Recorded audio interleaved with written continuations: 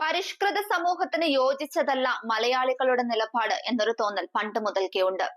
മലയാളികൾക്ക് പൊതുവെ അവരുടെ ചിന്തകളും പ്രവൃത്തികളും പരിഷ്കാരമാണെന്ന് തോന്നിയേക്കാം. പക്ഷെ പുറത്തുനിന്ന് നോക്കുന്നവർക്ക് അത് അങ്ങനെയല്ല. മുട്ടിന് താഴേക്ക് ഇറക്കമില്ലാത്ത ഒരു ഡ്രസ്സ് ധരിച്ചാലോ സ്ലീവ്ലെസ് ഇട്ടാലോ പരക്കെ പറയില്ലെങ്കിലും പതുങ്ങിയെങ്കിലും അയ്യേ എന്ന് പറയുന്നവരായിരുന്നു മലയാളികൾ. എന്നിട്ടൊരു പറച്ചിലും മലയാളികൾക്ക് ഇതൊന്നും ചേരും. ഇന്ന് പേരിനെ മലയാളിയുള്ളൂ, സംസ്കാരവും പ്രവൃത്തിയുമെല്ലാം ഫോറിൻ കൾച്ചറെ വെല്ലും. മലയാളികൾ ഒരുപാട് മാറി, ഒപ്പം അവരുടെ ശീലങ്ങളും സ്വഭാവങ്ങളും, പ്രത്യേകിച്ചും ലൈംഗിക സ്വഭാവങ്ങൾ.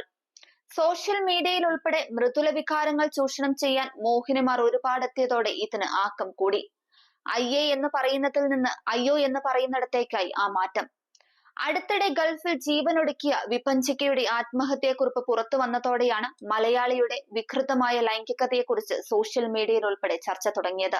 നമ്മുടെ സങ്കല്പങ്ങൾക്കും രീതികൾക്കും ഒരിക്കലും നിരക്കാത്തവയായിരുന്നു വിപഞ്ചിക്കയുടെ ഭർത്താവിന്റെ പല ലൈംഗിക സ്വഭാവങ്ങളും എന്നാണ് പുറത്തുവരുന്ന റിപ്പോർട്ടുകൾ.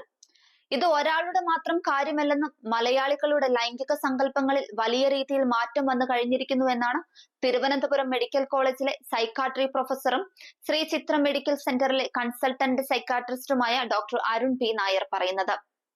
കോവിഡ് കാലത്ത് വീട്ടിൽ ഡിജിറ്റൽ അടിമത്തത്തിലേക്ക് പോയതാണ് മലയാളിയുടെ ലൈംഗിക സങ്കല്പങ്ങളിൽ വലിയ തോതിലുള്ള ഒരു മാറ്റം സൃഷ്ടിച്ച ആദ്യ സംഭവം.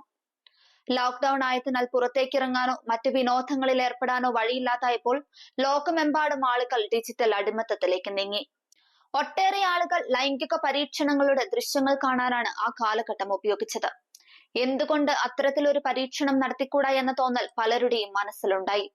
ലൈംഗിക വൈകൃതങ്ങൾ, വ്യത്യസ്ത ലൈംഗിക പരീക്ഷണങ്ങൾ എന്നിവയെക്കുറിച്ചെല്ലാം ആളുകൾ വലിയ തോതിൽ ചർച്ച ചെയ്തു തുടങ്ങി. ചർച്ച ചെയ്യുക മാത്രമല്ല, അവ സ്വന്തം ജീവിതത്തിൽ പകർത്താനും പലരും ശ്രമിച്ചു. ഇതിന്റെ ബാക്കി പത്രമാണ് ഇപ്പോൾ മറനീക്കി പുറത്തു വന്നുകൊണ്ടിരിക്കുന്ന പല ലൈംഗിക സ്വഭാവ വൈകൃതങ്ങളും. ജിയോ ബേബി സംവിധാനം ചെയ്ത ദി ഗ്രേറ്റ് ഇന്ത്യൻ കിച്ചൺ എന്ന സിനിമ ഈ നിമിഷം ചർച്ച ചെയ്യുന്നത് തീർത്തും ഉചിതമാണ്. ഒരു ചായയുടെ ഇടവേളയിൽ പരസ്പരം പരിചയപ്പെടുന്നവർ, വിവാഹത്തിനുള്ള മാനദണ്ഡമാക്കുന്നതോ ചെറുക്കന്റെ കുടുംബ പെരുമയും. പെൺകുട്ടി വിവാഹം കഴിച്ചു കയറുന്നത് ചെറുക്കന്റെ വീടിന്റെ അടുക്കളയിലേക്കാണെന്ന് തോന്നും പിന്നീടുള്ള ഓരോ നിമിഷവും.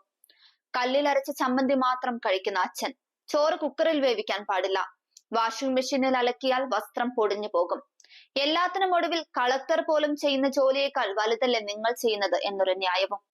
കുടുംബത്തിൽ ഒരു പെണ്ണുള്ളത് ഐശ്വര്യമാണത്രേ. ആർത്തവം അശുദ്ധിയായി കാണുന്ന, കാലഹരണപ്പെട്ട ചിന്തകളെ ഇപ്പോഴും പുണർന്നു നിൽക്കുന്ന ഒരു കുടുംബത്തിലേക്കാണ് സ്വത്തമുള്ള ഒരു പെണ്ണ് കയറി ചെല്ലുന്നത്. സ്വന്തമായി ബ്രഷും പേസ്റ്റും എടുത്ത് പല്ല് തേക്കാൻ പോലും കഴിയാത്ത, പുറത്തേക്ക് പോകാൻ നേരം ഞാൻ ഇറങ്ങുക എന്ന് വിളിച്ചു പറയുമ്പോൾ ഭാര്യ ഭവ്യതയോടെ ഓടി വന്ന് കാലിൽ ചെരുപ്പണിയിക്കണം തുടങ്ങിയ ശീലങ്ങളുമായി ജീവിക്കുന്ന അച്ഛന്റെ മകൻ കല്യാണം കഴിക്കുന്നതാകട്ടെ കിടപ്പറയിൽ പോലും തന്റെ ഇഷ്ടം തുറന്നു പറയാൻ കഴിയാത്ത ഒരു പെണ്ണിനെയാണ്. എന്നാൽ അത് അവളുടെ കുറവുകളായി ചിത്രീകരിക്കപ്പെടുകയാണ്. അവിടെ നായികയ്ക്ക് നായകൻ പ്രാധാന്യം നൽകുന്നത് പോലും കിടപ്പറയിൽ മാത്രമാണ്. അതും അവന്റെ ചേഷ്ടകൾക്കൊത്തുള്ള മരപ്പാവയായി. ലൈംഗികതയുമായി ബന്ധപ്പെട്ട് ലോകമെമ്പാടുമുള്ള ജീവിത രീതികൾ കാണാനും അറിയാനും ഇന്ന് സോഷ്യൽ മീഡിയയിലൂടെയും മാധ്യമങ്ങളിലൂടെയും കഴിയുന്നുണ്ട്. പാശ്ചാത്യ രാജ്യങ്ങളിൽ വ്യത്യസ്ത ലൈംഗിക പരീക്ഷണങ്ങൾ കൗമാരപ്രായത്തിൽ തന്നെ ആൾക്കാർ വളരെ സ്വാഭാവികമായി ചെയ്യുന്ന എന്ന് വിശ്വസിപ്പിക്കുന്ന സീരീസുകളും മറ്റ് OTT പ്ലാറ്റ്ഫോമുകളിലൂടെ മുന്നിലെത്തിയതോടെ അതിൽ കാണുന്നതും പരീക്ഷിക്കാൻ തുടങ്ങി. മറ്റുള്ളവരുടെ ലൈംഗിക ദൃശ്യങ്ങൾ കാണുന്നത് ഒരു മനോവൈകൃതമാണ്. ലൈംഗിക ഒളിഞ്ഞുനോട്ടം അഥവാ സെക്ഷൽ ബോയൂറിസം എന്നൊരു വൈകല്യത്തെക്കുറിച്ച് വൈദ്യശാസ്ത്രം തന്നെ പറയുന്നു. ഒരു വ്യക്തി വസ്ത്രം മാറുന്നതോ നഗ്നനാക്കുന്നതോ ലൈംഗിക ബന്ധത്തിൽ ഏർപ്പെടുന്നതോ അയാൾ അറിയാതെ ഒളിഞ്ഞു നോക്കി കാമസംതൃപ്തി വരുത്തുകയാണ് ഇത്തരക്കാർ ചെയ്യുന്നത്. സോഷ്യൽ മീഡിയയിലും മറ്റും ഇത്തരം രംഗങ്ങൾ വ്യാപകമായി ലഭിച്ചു തുടങ്ങിയതോടെ ഇവ കാണുന്നത് പലർക്കും താല്പര്യമുള്ള ഒന്നായി മാറി. സ്വന്തം പങ്കാളി മറ്റുള്ളവരുമായി ലൈംഗിക ബന്ധത്തിൽ ഏർപ്പെടുന്നത് കാണുകയും അതിലൂടെ ലൈംഗിക ഉത്തേജനം കണ്ടെത്താൻ ശ്രമിക്കുന്നതും ഇത്തരക്കാർക്കിടയിലും വ്യാപകമാണ്. ഇവരിൽ ഭൂരിപക്ഷത്തിനും സ്വയം ലൈംഗിക ബന്ധത്തിൽ ഏർപ്പെടുന്നതിനോട് താല്പര്യമുണ്ടാവില്ല. ഒരാൾ സ്വയം ലൈംഗിക ബന്ധത്തിൽ ഏർപ്പെടുമ്പോൾ തലച്ചോറിലുണ്ടാകുന്ന രാസപരിണാമങ്ങൾ ഇത്തരം പ്രവൃത്തിയിലൂടെയും അയാളിൽ ഉണ്ടാകുന്നുണ്ട്. ലൈംഗികതയെക്കുറിച്ച് തെറ്റായ ധാരണകളും ഭയാശങ്കകളും ഉള്ളവർ സംതൃപ്തി കിട്ടാനുള്ള ഒരു മാർഗമായി ഇത്തരം രീതികളെ കാണുന്നു. ഇങ്ങനെ നിരന്തരം ലൈംഗിക ദൃശ്യങ്ങളും മറ്റും കാണുന്നവർ ക്രമേണ പൂർണ്ണമായും വെർച്വൽ സെക്സിന് അടിമകളായി മാറുകയാണ് ചെയ്യുന്നത്. പൗരുഷത്തെ ഇന്നത്തെ പല പുരുഷന്മാരും തെറ്റിദ്ധരിച്ചിരിക്കുകയാണ് എന്ന് പറയുന്നതിൽ ഒട്ടും അതിശയോക്തി ഇല്ലെന്ന് തന്നെ പറയാം. സ്വന്തം പങ്കാളിയോടൊപ്പം നിരന്തരം ലൈംഗിക ബന്ധത്തിൽ ഏർപ്പെടുമ്പോൾ മടുപ്പുളവാക്കുന്ന ചിലർ പങ്കാളിയെ മാറി പരീക്ഷിക്കാറുണ്ട്. ഒരാൾക്കൊപ്പം ദീർഘനേരം ലൈംഗിക ബന്ധത്തിൽ ഏർപ്പെടുക, ഒന്നിലധികം പേരുമായി ഒരേ സമയം ലൈംഗിക ബന്ധത്തിൽ ഏർപ്പെടുക തുടങ്ങിയവ പൗരുഷത്തിന്റെ അടയാളമാണെന്ന തെറ്റിദ്ധാരണ ഇന്നത്തെ സമൂഹത്തിൽ അറിഞ്ഞോ അറിയാതെയോ കടന്നുകൂടിയിട്ടുണ്ട്. ഇതെല്ലാം സ്വന്തം ജീവിതത്തിൽ പ്രാക്ടിക്കലാക്കാൻ ശ്രമിക്കുമ്പോഴാണ് പ്രശ്നം തുടങ്ങുന്നത്. ഇത്തരം തോന്നലുകൾ ശരിക്കുള്ള പൗരുഷത്തിന്റെ ലക്ഷണമല്ല, വിഷലിപ്ത പൗരുഷമാണെന്ന് തിരിച്ചറിയുകയാണ് ആദ്യം വേണ്ടത്. കൗമാരപ്രായക്കാരിൽ പൊതുവെ ലൈംഗിക താല്പര്യം കൂടുതലാണ്. പക്ഷേ അവസരങ്ങൾ ഒത്തുവന്നാലേ ഇവർ ലൈംഗിക പരീക്ഷണങ്ങൾക്ക് മുതിരാറുള്ളൂ.